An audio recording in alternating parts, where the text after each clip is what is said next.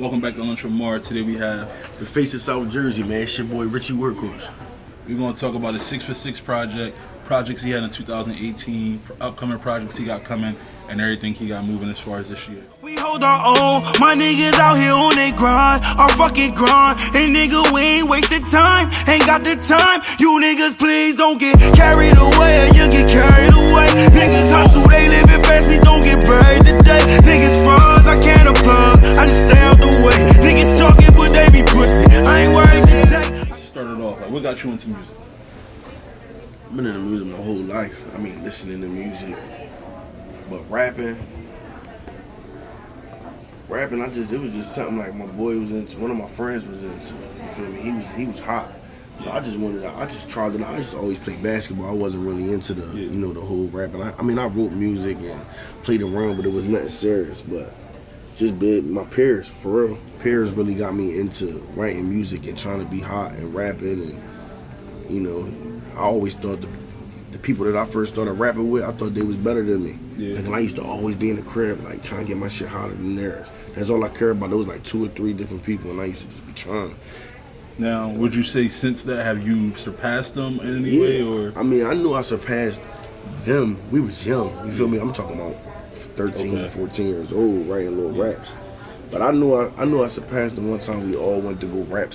We went to go rap. Somebody took us to a studio, and we all rapped. And we all went in the booth. And when we left, they walked out. You feel me? They walked out. It was like them two walked out in the booth and ran the studio, like grabbed me, like, yo, holla at you. Come back tomorrow. You feel me? So I had to like spin off on them. You feel me? Yeah. Like, we wasn't no group or nothing. But we all went up in there, and he was like, yo, come back, yo. Like me, like I'm looking like me. He like, yeah, like your voice, your delivery. I'm gonna teach you something. He taught me how to write a song. He taught me how to make music. He just taught me how to make music. Like I didn't really know. We was just writing bars. That was around like Cassidy era and shit. Okay, like we just wanted to rap and shit. Now, I know you. The first project I found of yours from Apple Music is the "Don't Wait for a Cosign" project. Yeah. Now, would you say that's your first project, or? Yeah. See, I don't know if on there, on Apple Music, my man put that together. I don't know if that's the original. Okay. That might not be the original. I gotta go back and check. But that was it was one project I did prior to that. But I count Don't Wait for the Cosign as my first project. Okay. Like my first full project. Like.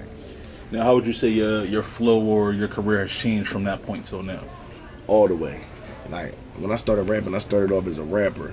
So it's like I was constantly putting, bars, and now you listen to my music, you hear a lot of melodies. Yeah. Like now they calling for hooks. Now they doing stuff like that. So I just think it has grown from a rapper. Like you can hear me on that tape. I tried melodies on Don't Wait for the Cosign. There's a couple songs on there where you heard me trying. Yeah. I wasn't like that. Okay. You feel me? Like it wasn't something that it was naturally good at. I wasn't like that when it came to making melodies and all that stuff. It wasn't my twist.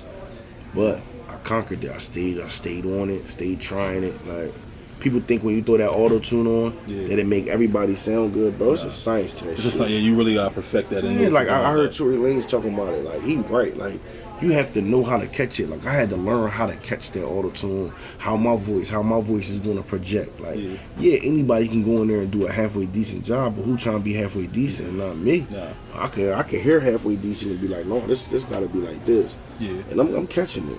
Now, let's stick with the hooks. Now, you saying you perfecting the hooks and people calling for the hooks. How did the Tsu Surf thing come together? Like, how did that collab come together? I mean, it's a Jersey thing. You feel me? It's one of them things where it's like, one of them things where we supposed to do a song together. Okay. You know what I mean? But the timing was off. And I used to be on him about it too, because that's my man. Like, I used to be on him like, damn, like, he doing songs with X1, you know what I mean? And niggas know I know him, so niggas would be looking at me crazy like, oh, that ain't shit, man. You ain't doing this. And he be like, dog, it ain't time, like, or that ain't the record. Like, it might be a record, and he'd be like, no, that ain't it. You feel me? Or, so I ain't gonna lie, I told him, I used to be tight, like a little bit, like, damn, dog, like, what's we doing? Like, I need a oop. You feel me? I need a oop. And I used to be like, man, but to be honest with you, what was it? What's today? Sunday, Friday night. I texted him, thank you. And I don't know why. Like we did the song, it came out good. It got a good response and everything. And I just was in the car. He'll tell you, like, if you ever, he ever come down here and had lunch with Mars, like, I just text him thank you. And it was thank you because I listened to him and he was right. Yeah. If I would have did any of those songs that I presented to him, if he would have put me on this or jumped on this at the certain times that was jumped on, it wouldn't have got the reaction that it got. You feel what I'm saying? Like, look what transpired. My man went to jail. My man came home, got shot.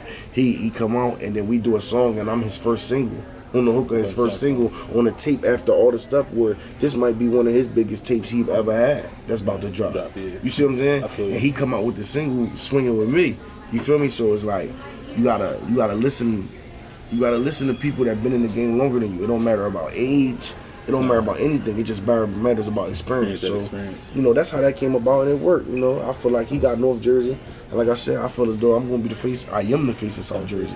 You feel me? The confidence, I fuck with the confidence. I love that. Yeah. Now, how would you feel? I know the single hasn't been out that long, but do you see a change as far as like social media engagement or anything like that with you? Yeah. I mean, you definitely got people, showing a lot of love. A lot of love. Like, people just, there's still people that don't really understand. Like, it could just be like, yo, the dude on Tsu Surf hook. I could understand that coming from North Jersey and other places. You're just a dude, but there's definitely people reaching out for hooks. There's definitely people, just showing a lot of love, just telling me how much they love that part of that song. You know what I mean? So now, I know you did the 5 for 5 project. Yeah. You got the 6 for 6 project that you dropped in 2018. Will there be a 7 for 7 or you keep it going? Of course it's gonna be a 7 for 7. This is the most asked question because I ain't gonna lie, the mixtapes is tough, but you also had to remember. Somebody hit me up the other day on Facebook and was like, "Damn, I wonder if Richie Workhorse is working on a 7 for 7." I always wonder that. Yes, I'm working on a 7 for 7. It will drop. We don't know when it's gonna drop, but it will drop. I feel as though my next project is gonna be something different, but 7 for 7 is gonna drop. See, what makes it difficult with the number series is that 5 for 5, 6 for 6, 7 for 7. It's such a little bit of music that you have to be 5 for 5, you have to be 6 for 6, and you have to be 7 for 7. You feel me? Like, you can't miss. You only got 7 joints. Yeah, you got every track got to be a banger. So I had the project. I had 7 for 7 done. I had it done. But when I sat back and looked at the broad scheme of things, I wasn't ready for it. I want 7 for 7 in the number series to be like, remember when Weezy, what he had, the dedications. Now, dedications, Weezy had dropped all types of shit, but when he dropped the dedication, you knew what to expect. You knew what type of music, he was gonna be saying whatever, talking crazy on that joint. Like, that's funny you say dedicated. I actually had a debate with one of the homies, was which is a better mixtape series? Would you say the Soul Tape series or the Dedication series is a better mixtape series? It's two different vibes. Yeah. It's completely two different vibes. Like, I think you got to give it the Dedication because Dedication took over, but the Soul Tape was just so soothing because, prior to that, as a fan, like I grew up as a Fab fan, and you were kind of waiting for that growth. You gotta remember, like, one of Fab's last singles before that joint was like, "You be killing," like, and it was kind of like, Fab going up in age, that type of sound. Fab one of the rappers that he just a hot ass rapper. I'm talking about he hot as shit, but he never let you win. We just found out about Emily a couple years ago. He just started showing off his kids. He not one of them personal rappers like the Eminems that tell you about his mom, popping pills and that. Fab don't really let you win. Soul Tape, he started letting you win a little bit. So it was so soothing to be like, damn, my favorite rapper letting me in his life a little bit. Now I can connect with him. Now I can connect with him instead of just being like, yo, them bars was hot. So both them tapes give me two different things, but as a whole, I'm gonna go with Dedication. Now, we're going to take a break, get into lunch, come back a little bit, get something to eat, and then we'll go from there. See that. Throw your hands up, look him in his eyes, nigga, rumble. Fuck the ops and the guys. And rumble. Be a man around the clock. And rumble.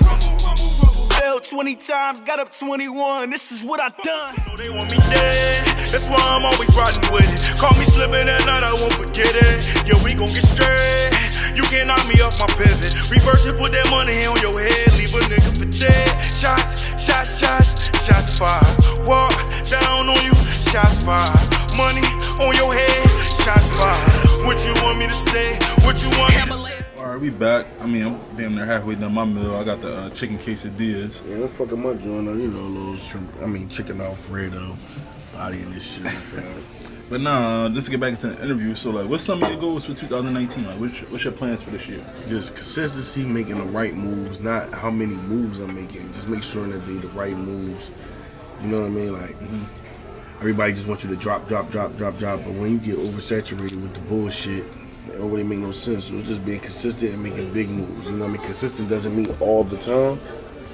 It just means you ain't gonna be able to forget about me in 2019. You got any plans as far as like shows or touching any stages this year? Or yeah, it's just more about the right show. You know what I mean? Like, there's a couple of things we got in the works that we working on, but the right show, all that little bullshit, all this around the way bullshit, we done with that. Niggas is weird. I could dig it. Now, something I want to get into with you, only because I know you one of those artists that's like at that point in your career. How do you feel as far as like upcoming artists charging for features? Like, I got a mixed opinion on that. You know, I mean, and sometimes I feel like, you know, if you're an upcoming artist, you're supposed to just be out here working with everybody and doing all this and that. And then as you start making a buzz, you know, you're supposed to get paid. Like, I feel like the rapper is the last person that gets paid for whatever reason. I feel like, you know, niggas pick up cameras, niggas start making beats, and they start making money immediately. But if a nigga give you a feature price, all of a sudden your face balled up. You know what I'm saying? Yeah. So I feel as though me, we gonna just talk about me. Okay. I can't speak for nobody else. But me, at this point, I try to do everything for free. But now there is a feature price, and it's because if you're not working and you hit me up for a feature, and then you doing all BS, like niggas will hit you up for a feature, expect you to do it for free. You set up the studio time. I end up making damn near the whole song. Like, what am I benefiting out of this? Yeah. Or if you send me a song and it's ass and I don't want to do it, and now you just keep hitting me up, yo, bro, you do my verse, yo, bro, you do my verse. Like, nah, I need to get paid because that's what's gonna make me want to do it and do it good. You feel me? So I'm gonna have a price. Right now I got a price whether you like it or not. At this point, I feel like I put enough work unless it's going to benefit me or it's something that I want to do. But if it don't benefit me and ain't something I want to do, I'm going to charge you, and I'm going to charge you what I want to charge you. You don't tell me what you think, or especially if you ask me. Yeah. I didn't come to you and ask you to do a song. I know right now, me making music, that if I ask you to do a song, I'm expecting, I don't care what level you are or what level I may think you are as a rapper or anything, that I know that I'm not going to be offended if you give me a price because I understand that this is a business and I don't know what you got going on. I don't know how many kids you got. I don't know if you quit your job for this shit. I don't know what you did. This your hustle. So whether I'm gonna pay it or not, that's on me. Yeah. That's I could still decline it and say, nah, I'm cool. Now I ain't gonna disrespect you like, nah, you crazy, nigga. I ain't paying you that. I ain't gonna do that. I don't know what you got going on. You holding your worth to that, and that's cool. Yeah. But it's okay for you to give me a price, but it's also okay for me to decline it. So when people ask me for something, and I be like, yeah, bro, you know that might be $200, that might be $250, that might be $500, that might be $550. Yeah. It's okay for you to be like, oh, all right, bro, that's what's up. All right, I'm cool though. I appreciate it. Cool. Yeah. I'm putting the ball in your court if you wanna. If you wanna do it, this is what it is, and if you don't, you don't. You don't gotta get your attitude and be all man and shit like, oh, who this nigga think he is and all that. We ain't gotta do all that. Yeah. So that's how I feel about it. Nah, cause I've always felt as though, especially like on a come up, I feel like once you get to a certain point as an artist, you deserve that right to be able to say, well, look, I'm going on my way to pay for all this and do all this. I'm charging the price, and I feel like artists on a come up, they always look at each other like, we on the same level. Well, not everybody's on that same level. What's the same level? Like, and what level is that? What are you doing? Like, where are you? Not even like where are you at? Because like nowadays everybody can put their music on Apple Music and things like that. But like, what are you bringing to the table? What numbers are you doing as far as an artist? That's what I feel as though it benefits if you get a feature price or not. Because I feel like some people that don't deserve a feature price come out the gate talking about, oh, I'm charging for features. Well, how, bro? You just got into this. Like, but you can't tell him. And that's all I'm trying to say is you can't tell that man that if he feel though that's his worth from the rip. The first time he pick up a pen, he pick up a mic. That might be part of his confidence. Okay. You can't tell that man what he feel as though he worth. Yeah. You feel me? Yeah. I feel you. That's just up to you not to pay the shit. Yeah. Don't ask him for a service and don't pay him then. Nigga, if he ain't worth that. You feel me? That's all I'm saying. He worth everything he say he is. Anybody that's out there rapping, doing anything, you worth whatever you think that you worth. Okay. And that's that. It's up for the consumer to fuck with it or don't fuck with it. Don't catch an attitude, get on the internet. Oh, y'all upcoming artists and that. Oh, y'all upcoming beat makers, y'all upcoming engineers. Y'all niggas be charging and y'all shit don't be right. So we ain't even gonna talk about all that. Like, y'all niggas don't be right. Your business don't be right. Y'all be running late. Y'all be y'all be terrible. You feel me? But you out here charging and you charging. Yeah. You gotta stalk somebody to get their stuff and do all that. You ain't right. You ain't professional. You ain't right. But you want to get paid. So who are you to tell the But artist? it's up to me whether I'm going to deal with you being late. It's up to me if I'm going to deal with your poor service. You feel what I'm saying? Yeah, I feel I'm you. not going to get on a computer and rant and be like, oh, he don't deserve to get paid for this and that. No, I just get it's other people that do this. It's other rappers that rap. You can pay somebody else or not pay somebody else. It's up to you. Or another question I wanted to ask you, like, being from the area like Camden, New Jersey, the South Jersey area, do you feel obligated to work with certain artists, or is it just like if you from like do you feel obligated to work with them, or is it like I don't have to work with somebody because you from my area or not? No, I don't feel obligated. I don't feel obligated to do shit that I don't want to do. Okay. That's the type of person I am. I don't feel obligated. Do I like to do things like that? Yes, because that's the type of person I am. But do I feel obligated? Nigga be like, yo, what's good, bro? I'm from such and such. Oh, all right, yeah. Nah, hell no. Hell no. We ain't nothing. I don't know you, nigga. You don't know me. Like, that's just how the world goes. You feel me? Like, I'm not worried. I don't feel obligated to do anything. Do I like to do things like that? Yes. But obligated? Fuck no. I don't feel obligated because people take that too far. They start taking that too far. And I'm not with that because it's a lot of people that didn't mess with me, now they mess with me. You know what I mean? Yeah. And if I'm up, then we up. But if I'm down, then I'm down. Yeah. You feel me? So I don't feel obligated to do anything for anybody. It's funny because I probably like 2 days ago I seen Wayno used to manage the AVs back then. Right. I know what you're talking about. I seen the tweet he had posted the other day, and it was basically he was saying like, "What's up with everybody saying we gotta work shit? Like just because I see you, I know you, it don't automatically mean that I gotta work with you. Right. Like if I feel like it, yeah, I will, but just off the strength of I know you type shit." And I feel like people always feel like you owe them something just off the simple fact that they can't separate a friendship and a business relationship. So it's just like they automatically think that friendship just automatically gives them a business relationship, and it doesn't always work that way. That's facts. Yeah, that's facts. I mean, since you've been in this industry, like what's something you don't like about it? Like what's something you don't like about the music industry that's far? It's far. I just don't like the bonds, the vibes of different people. You know what I mean? Like I'm more of a person, like I'm straightforward. I don't like the communication. Like I feel like people don't communicate right. You know what I mean? In my opinion, like I'm big on communication when it comes to friendships, relationships, networking, business. I'm just big on saying, like for instance, coming to the interview today. Now I could have just waited till I pulled up and just been late. Yeah. But I had to let you know, yo bro, listen, I ain't gonna be there. Just so you know, so you're not sitting there like, damn, this nigga gonna spin me? Yeah. Is he gonna spin me or no? No, I called you, told you. I appreciate that. Yeah, and I ain't give you no fake time like, yo bro, I'm gonna be like 15, 20 minutes. Yeah.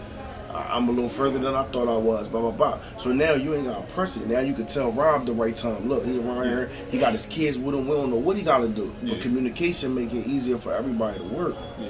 These niggas out here just doing that shit, bro. Communication, bro, is just, I don't like the lack of communication. If you don't want to work with me, if you're gonna be late sending me my music back, if you can't do the artwork right or gonna have it to me by Wednesday, I don't like that. Communication. I feel you.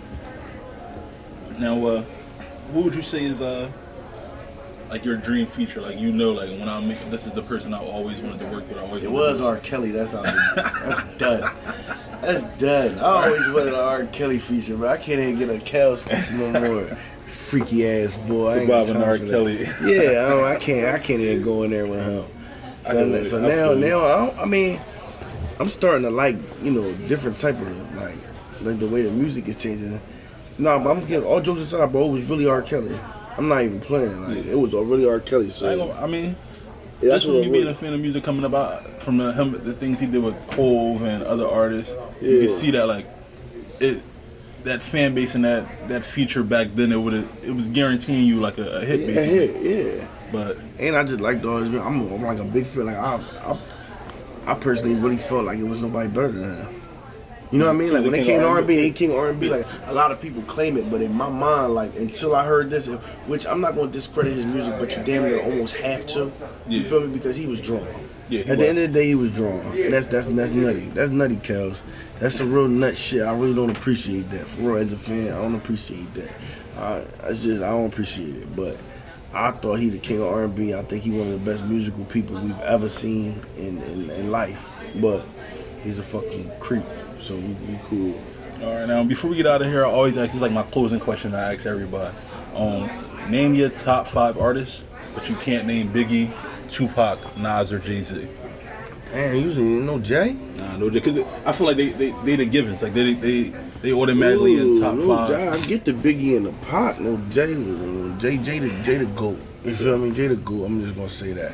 So without them, we talking about right now or just in general? In general, your top 5. In general, with no Jay, I gotta go Weezy, Drake. This is my personal. Okay. This is my personal. This is like my little personal. We're gonna go Weezy, Drake, Jeezy, DMX. DMX in there. He in the top 5. He held shit down. And see, like I think it's like different levels. This shit. Yeah. Like, you know, like Kiss and Fab and them. It's a different level, but them niggas is still a top 5. Definitely. Like it's like we talking numbers. We talking like, bro. You know what I mean? Yeah, like, I get what you're saying. It's just like so hard for yeah. that top 5 because all them niggas in there. But when we talking like, I don't know, man. But my thing is, do Drake get knocked down a notch because he had? He do, and that's why I'm saying, like, I'm just giving you a top 5 that I usually run with, but like he do for not writing and all that shit. Yes, he does. But it's crazy though, because I just went to Drake night at the Fillmore, Yeah, and like you don't really Drake got hits, but how many other artists got their own night that the people actually promote and go out to? Like I don't even think he know he got his own night. Yeah. He don't even know that shit bang like that in Philadelphia. Right. Drake night. Sold out to the max. They just playing his music all night long. And it's like, he don't even know that. And it's hit after hit to the point where it's just like, damn, Drake did do this. Damn, he was on this track. Damn, he did fuck this joint. He hot, but when it comes to them bars, you just get discredited for some of that shit. You do. At the end of the day, you do. It's nothing about that. He can't get mad at that. Nah, you can't. That's real, bro. You talking about niggas that give you their pain, their story, and them, because music is something that you gotta relate, right? Yeah. If I'm a rapper and let's just say you come up to me, you like, yo, Horse, man, you know that shit you was saying about your girl, man, you know, I really related to that. Like, I really went through that shit with me and my girl. Yeah. Whole time I'm sitting here thinking like, damn, that was my man. He gave me them joints. Like, my man went through that for his girl. I just said it. That wasn't really me. You thought you initially had a bond with me off of my music that we really don't have. Yeah. That's corny. It is. That is. I feel you on that. That's corny. But now I'm gonna appreciate you for coming on Lunch with Mar, Man, bro. Thank you. Man. Appreciate it, bro. Thank you. Lunch with Mar, we out, man.